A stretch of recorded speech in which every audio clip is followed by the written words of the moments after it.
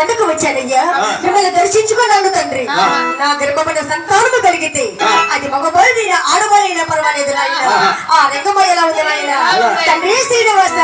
ఆ మెట్టదొక్క జన్మమిస్తాను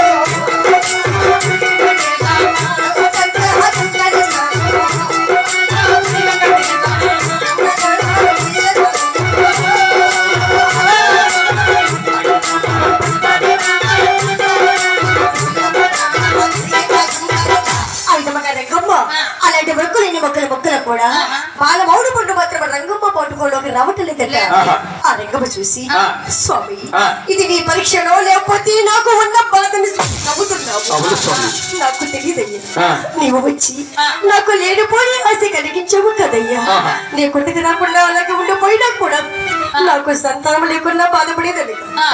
నాలో ఆశని పెంచి నీ కొండకు వచ్చిన తర్వాత మొక్కలు మొక్కమన్నావు ముడుపులు కట్టమన్నావు తండ్రి కానీ నీ కొండకు వచ్చి నా పైన నీకు జాలి లేదా తండ్రి ఇంకా ఎందుకయ్యా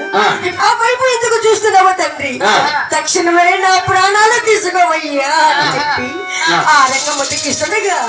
తండ్రి శ్రీనివాస చివరిసారిగా ఒకే ఒక మొక్కుతా నువ్వు సంతానం ఇస్తే సంతోషపడతా లేకుంటే తక్షణమే నా ప్రాణాలు విడిచిపెడతా నాకు ఉన్న ధనధాన్యములు భోగభాగ్యములు అష్టేశ్వరులు కరిగిపోయినా పర్వాలేదు వెండి బంగారు మనులు మాణిక్యములు కూడా కరిగించి నాకు గనక సంతానము కలిగితే నీ యొక్క కొండ పైన కూడా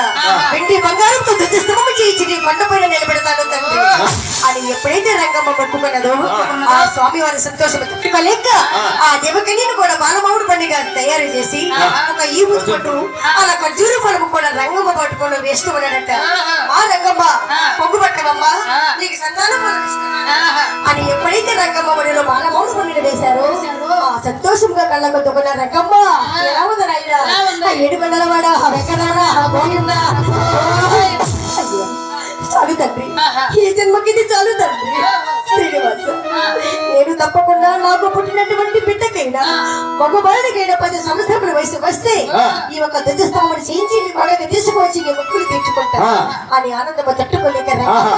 ఆ ఒక శివరామయ్య దాసుని కలిసి ఆనందముగా స్వామివారి కొండ నుంచి అడిగిలు ప్రవహిస్తున్నారంటే ఇవాటికి 3 నెలల 15 రోజులు కొండకొచ్చి భార్య ముఖం చూసుకోవాలా